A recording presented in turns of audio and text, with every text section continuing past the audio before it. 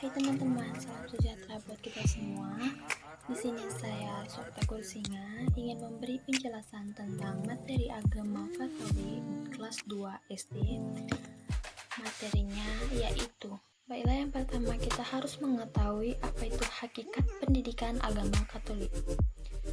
Pendidikan agama Katolik adalah usaha yang dilakukan secara terencana dan berkesinambungan dalam rangka mengembangkan kemampuan peserta didik untuk memperteguh iman dan ketakwaan kepada Tuhan Yang Maha Esa sesuai dengan ajaran atau agama Katolik, dengan tepat memperhatikan toleransi dan hormat terhadap agama lain dalam hubungan kerukunan antara umat beragama di masyarakat untuk memenuhi tujuan pendidikan agama Katolik, yaitu pendidikan agama Katolik pada dasarnya bertujuan agar peserta didik memiliki kemampuan untuk membangun hidup yang semakin beriman.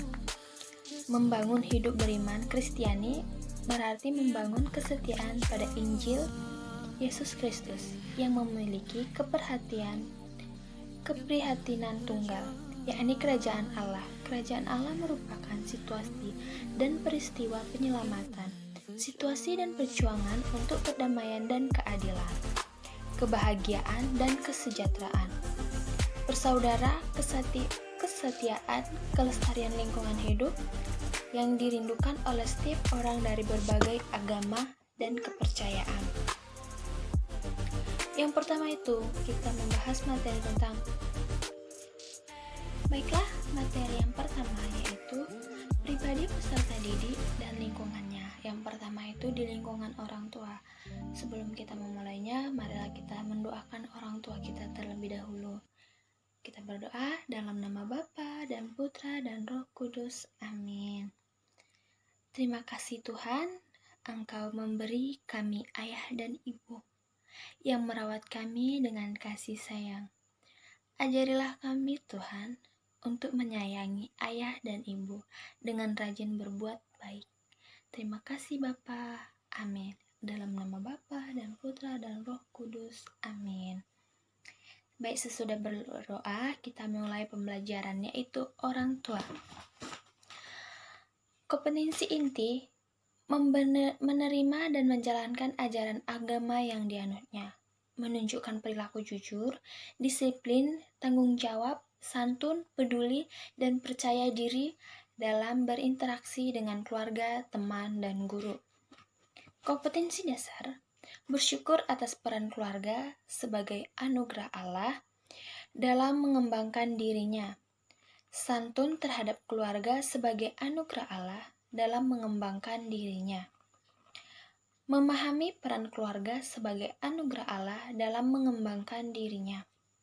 Indikator, menyebutkan nama lengkap orang tua, menyebutkan perbuatan-perbuatan baik yang dilakukan orang tua terhadap anaknya, menyebutkan perbuatan yang dapat dilakukan anak untuk menggembirakan hati ayah dan ibunya. Ringkasan materi, ayah dan ibu adalah karunia Tuhan untuk anak-anak.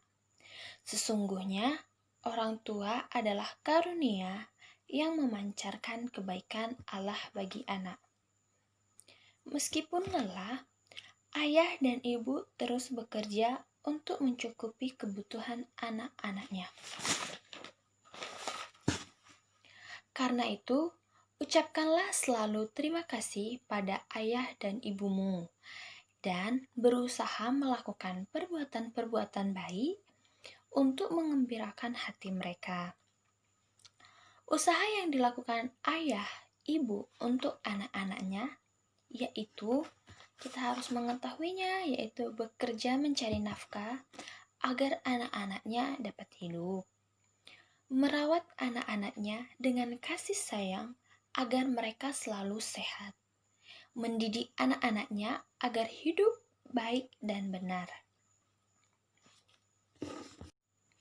Yang kedua, yaitu anggota keluarga. Ringkasan materi, Tuhan memberi kita ayah, ibu, dan saudara-saudara di rumah. Mereka menyayangi kita setiap hari dengan berbuat baik. Karena itu, ucapkan terima kasih pada setiap perbuatan baik mereka. Berdoalah agar Tuhan yang Maha Baik selalu melindungi ayah dan ibu, dan saudara dimanapun mereka berada. Ayah, ibu, dan saudara di rumah telah banyak berbuat baik untuk kita. Mereka berbuat baik karena menyayangi kita. Menurut Yesus, ibu dan saudara-saudaranya adalah mereka yang setia melakukan kehendak Allah Bapa. Seperti di sini ada bacaan dari Matius 12 ayat 46 sampai 50. Yesus dan sanak saudaranya. Ketika Yesus sedang berbicara dengan orang banyak, ibunya dan saudara-saudaranya datang.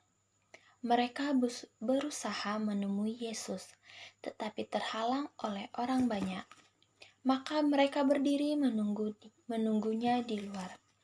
Lalu seseorang berkata kepada Yesus, katanya, "Lihatlah ibumu, saudara-saudaramu berada di luar. Mereka berusaha menemui engkau." Tetapi Yesus menjawab orang itu katanya, "Siapa ibuku dan siapa saudara-saudaraku?" Lalu sambil menunjuk ke arah murid-muridnya, Yesus berkata, "Ini ibuku dan saudara-saudaraku. Siapapun yang melakukan kehendak Bapakku di sorga, dia adalah saudaraku. Dia adalah saudara laki-lakiku, dan dia adalah saudara perempuanku. Dan dia adalah ibuku." Demikianlah Injil Tuhan. Berikutnya yaitu bekerja bersama teman. Bersyukur atas peran teman sebagai anugerah Allah dalam mengembangkan dirinya. Santun terhadap teman-teman sebagai anugerah Allah dalam mengembangkan dirinya. Menceritakan pengalaman bekerja sama dengan teman-teman, menyebutkan manfaat bekerja sama dengan teman-teman. Ringkasan materi. Semua orang mempunyai tugas dan kewajiban masing-masing. Tugas tersebut bila dikerjakan ada yang berat, ada yang ringan. Dalam menyelesaikan tugas yang berat, kita membutuhkan teman untuk bekerja sama. Bekerja sama, tugas yang dengan berat menjadi ringan dan menyenangkan. Teman-teman yang baik sesungguhnya adalah anugerah Tuhan karena mereka telah membantu kita untuk tumbuh dan berkembang menjadi lebih baik lagi.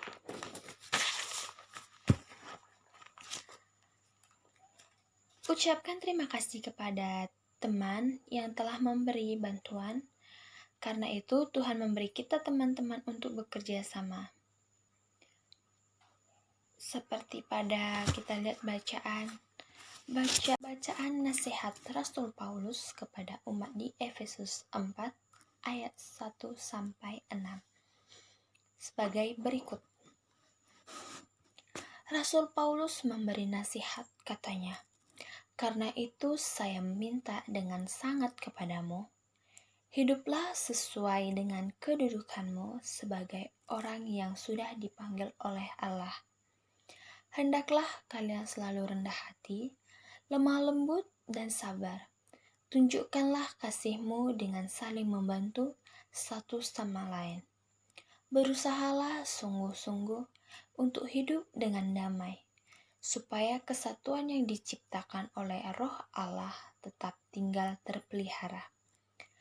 Hanya ada satu tubuh dan satu roh. Begitu juga kalian dipanggil untuk satu harapan yang sama.